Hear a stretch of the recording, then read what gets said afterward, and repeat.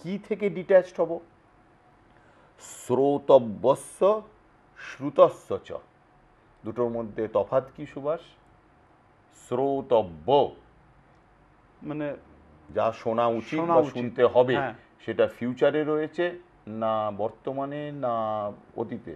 শ্রোতব্য শোনা উচিত, সেটা ফিউচারে রয়েছে, যেটা ফিউচারে। আমি শুনতে আর পাবো। শ্রুত এটা কোথায় আছে? পাস্টে রয়েছে, যেটা আমি শুনে নিয়েছি।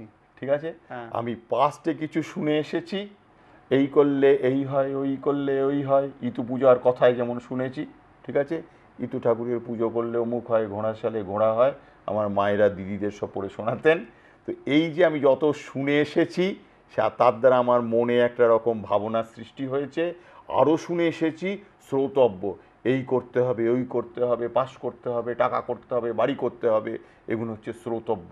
এটা না হলে নাকি আমায় কেউ পাত্তা দেবে না। এর দ্বারা আমার মনটা রয়েছে।